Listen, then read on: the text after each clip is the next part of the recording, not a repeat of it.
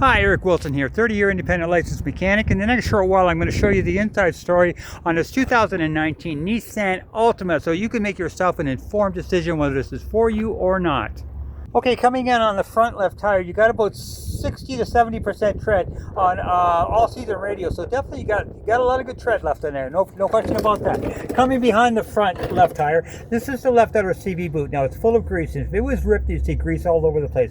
Important not to be, because it keeps the axle lubricated to keep you going forward. This is the lower left ball joint, and it is tight. This is critical. It holds the wheel to the chassis. This is your brakes. You've got about, I'm going to say, about 10,000. I'm going to say about 10,000.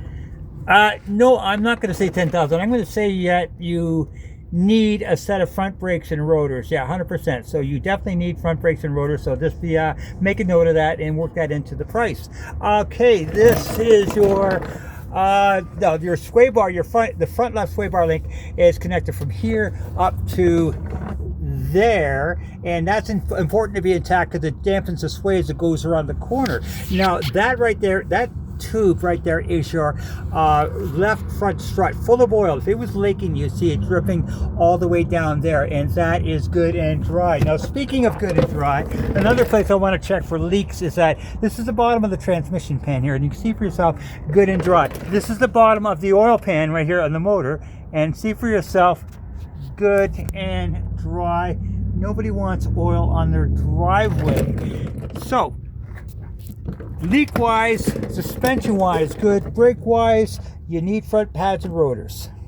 Now coming in on the the left rear tire, I get about 60-70% on all season radios. Definitely got lots of good tread left there. On coming behind the front left tire, that is the outer CV boot there. Important, same thing, full of grease, and if it was ripped, you see it leaking all over the place. Not. Now the left rear suspension, spring suspension right here, intact, doing its job. So that is intact. Now the left rear shock, I'm going to show you that as well, because that is right there again, full of oil. If it was leaking, you'd see it dripping all the way down there, good and dry. Another leak point that I want to know, this is the left inner CV boot, and again, same thing, full of oil and full of grease, and if it was ripped, you'd see it. More importantly, behind it, that's the rear differential. Now, if it was leaking, you'd see it right here. It would be dripping right there, but it's not. So, brake-wise, leak-wise, suspension-wise, now, pardon me, I haven't put the brakes on the rear yet. And on the rear, I'm going to say you need a set of pads for the back, okay? Not necessarily rotors, but the pads are down. There's maybe about 10,000 left. So definitely pads front and back, and rotors for the front. Rotors are okay for the back, but you definitely need pads front and back and rotors for the front. Okay, coming in on the front right tire, about 70-80% tread on all season radio, so definitely lots of tread. The right lower ball joint is tight. The right outer CV boot is good and dry. Brakes, I'm going to say recommend the brakes and the pads and rotors for the front. The right rear shock, full of oil, good and dry. Right rear sway bar link from there to there, intact, doing its job. The right outer CV, the right outer tie rod is tight, and that's critical. Right and left are tight and critical. That's very important. And just another shot of the oil pan, bottom of the oil pan on the motor, good and dry. So everything suspension wise, leak wise, good. Brake wise, front rotors and pads. Okay, right rear tire, about 70-80% tread, lots of tread. The coming behind the right rear tire, the right rear shock, a little harder to see, good and dry. Spring suspension, intact, no cracks, no breaks. Outer CV boot, good and dry.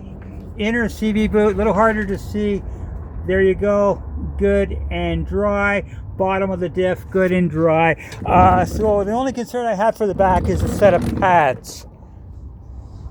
Okay, you've only got 120, 104K, very low K. I'm checking my scanner. It's a little hard to read there, but it's reading no DTCs or diagnostic trouble codes, which means is a good sign. Dash, very clean. windshield, no cracks. I'm going to take you out and show you the condition of the motor now. Okay, shot of the motor running. Shot of the exhaust from the motor running. Very clean.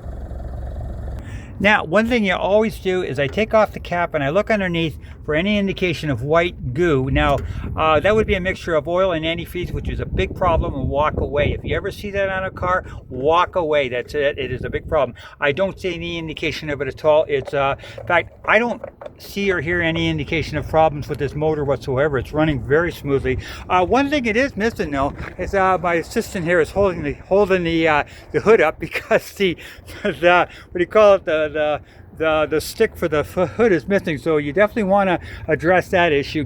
Make sure you get a stick, or you get the thing to hold the hood up, because it's kind of a pain in the neck having to do it. Now, that being said, the only indication of that I think you're gonna have to spend money on, or should spend money on, is front brakes and pads. That's about a $450 job, parts and labor. Back, just set of pads, that's about a $200 job. So you're looking at about $650 for parts and labor for that do the front and back brakes. Other than that, I'm not seeing any indication of issues with this vehicle, and very low K. So hopefully this will help you make an informed decision. And remember, if you buy, contact me, safewitheric.ca, because I got the 3 for free, and looking forward to doing it for you. Have a good one.